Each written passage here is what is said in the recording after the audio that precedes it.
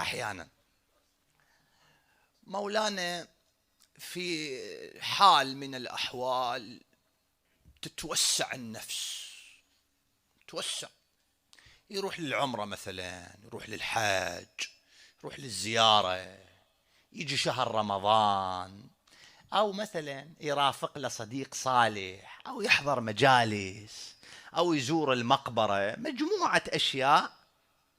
السعة الوجودية لباطنه توسعت، صارت عنده رغبة بقيام الليل، صارت عنده رغبة بقراءة القرآن، صار يستأنس بالذكر، صار يحن إلى رياض الله اللي هي مواطن الذكر والقرب من الله سبحانه وتعالى. صار كل خميس يروح يزور الإمام الحسين سلام الله عليه. بعدين مولانا صار حاله هادئ، يشعر بمقدار من الصفاء، بمقدار من الأنس بالله سبحانه وتعالى. مولانا لقى في الضوء اللي بعد مشى إلى أن فجأة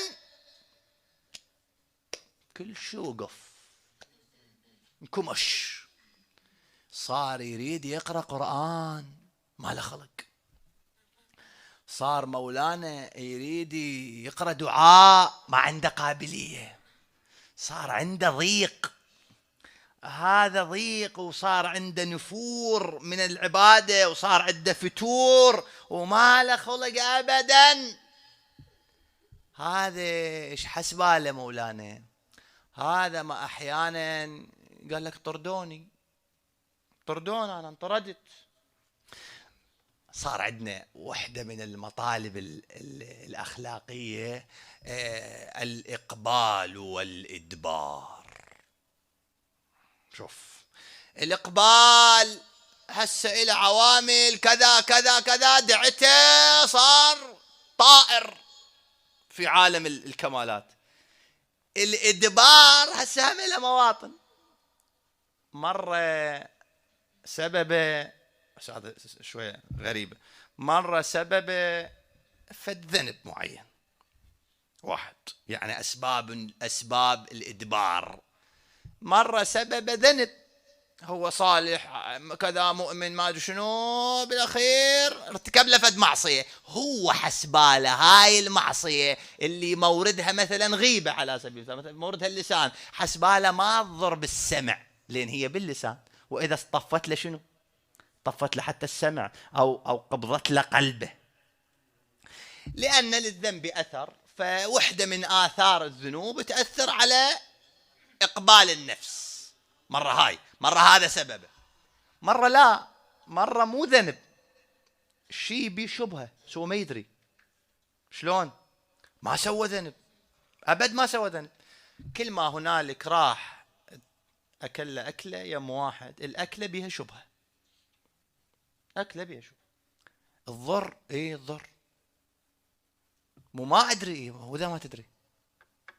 مثل واحد يروح للصيدلية يريد ياخذ علاج، هو في باله ياخذ حب وجع راس، ياخذ علاج مال شنو شيء آخر، يضر له ما يضر؟ مو ما يدري ليش يضر، مو ما يدري، حتى ذا ما يدري، هو بالنتيجة شنو يضره. نفس الشيء هذا مولانا عزم على دجاجة، بعدها طلعت فيها دجاجة، هاي راح وين راحوا للمطعم الفلاني، المطعم الفلاني مثلا هاي الأكلة ما مذبوحة على الطريقة الإسلامية الصحيحة، أو بها شبهة أو كذا أو ما أدري شنو أو هيك، وإذا أكل مولانا خلص من الأكل ورا يوم ما عنده إقبال. هاي سبب شنو؟ سبب شيء في شبهة، هو ما يدري انه هذا، يعني هو هسه سؤال، هو ارتكب حرام؟ لا، هو ما يدري بها، بس بالنتيجة أثرت. أحيانا مو شبهة، لا، أحيانا فد عمل هو يعتقده صحيح. شلون؟ صاحبنا مسؤول بمكان معين، هسه مثلا مسؤول بجهة سياسية، جهة دينية، مدرس، معلم، أستاذ جامعي، أو مثلا مولانا بدائرة حكومية، بدائرة وظيفة عنده شركة، هو مسؤول. هو يعتقد انه هذا الاسلوب الصارم الشديد مع هؤلاء راح يضبط العمل. قام يصيح ويهوس، هو يعتقد انه هذا العمل صحيح، صيح وهوس وكذا كذا كذا، طفه. مو هذا الاسلوب الصحيح. فهو استخدم شيء مو صحيح، فاثر شنو؟ احيانا بالبيت، احيانا بغير مورد. هاي ايش سوى؟ هذا نقله الى الادبار. هاي ايش قد؟ 4 5 مرات. الشيء من الادبار هو خاضع لجناح التدبير. شلون؟ مولانا هذا يصلي صلاة الليل صار له اليوم 3 أشهر وما تارك صلاة الليل، واللي يتهجد في الليل ويتهجد في العبادة ما يدري بنفسه بدأت بذرة العجب في داخله. شو ما يدري، شوف الأمر ايش قد دقيق. صار يعتقد انه خلاص هو من أهل الليل. فلان شنو؟ ذاك شنو؟ أنا من أهل الليل، قيام الليل، ما أدري شنو، كذا كذا كذا كذا. صارت عنده بذرة عجب، بس هو ما يدري، ما يشعر انه هو شنو راح تنمو عنده هاي البذرة. رب العالمين شو يسوي؟ ينومه يخليه يقعد بصلاة الصبح. راح وقت صلاة الليل، من يقعد يقوم يلطم يدق على راسه، ليش كذا بشو. خليه فد يومين 3 يعيش حالة إدبار عن صلاة الليل. هذا الإدبار منين؟ حتى يحافظ عليه منين؟ من العجب. وهذا من أدق التدبيرات الإلهية، لأن هذا دا يظل على حطته بعد سنة يقوم يمشي على أطراف أصابعه. بس هو ليش؟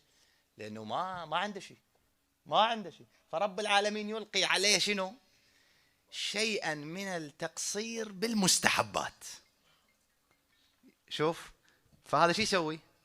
يعني شو مسوي يا الله؟ ليش الله حرمني؟ هو الله يريد يلطم، هو الله يريد العبد دائما شنو؟ ما يشوف نفسه شوفه أنا دائما سبحان الله. يوصل رب العالمين مرحلة وحط له قشر موز، زلق مو بذنب، مو بمعصية، لا زلق بتقصير، يعني مو معصية، ترك أولى يجي كذا كذا ظل يلطم. الله يريد هيك شيء، الله يريد دائما العبد ما يشوف نفسه شوفه. دائما الله يريد العبد أن يرى نفسه مقصرا بين يدي الله. ما درت وياي؟ هذا الانكماش، هذا الانقباض أحيانا، في الغالب يعني مو أحيانا، لعله أغلب أسباب الفتور اللي تصيبنا هي سببها ذنب. فالذنب شو يسوي؟ يضر بالإقبال، تتحول النفس من الإقبال إلى الإدبار. الحل شنو؟ الحل يعطيه مولانا أمير المؤمنين سلام الله عليه. يقول أمير المؤمنين، هذا أول حل، هو هذا أول خطوة نحو الحل. يقول مولانا أمير المؤمنين عليه السلام: إذا أقبلت النفس فعليكم بالنوافل، وإذا أدبرت فاقتصروا على الفرائض. يعني شنو؟ يعني لا تقحمها، لا تذبها بالقوة، مو هاي تنفر. يعني مولانا صار عنده إدبار.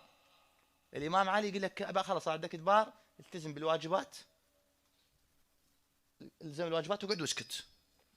شوية سوي صلاة على محمد وآل محمد، إذا عندك خلق اقرأ شوية دعاء، لا تضغط عليها بعد، لأن هاي وصلت إلى مرحلة شنو؟ خلص نفرت. فأنت شو تسوي؟ ترجعها شوية شوية، لا شنو؟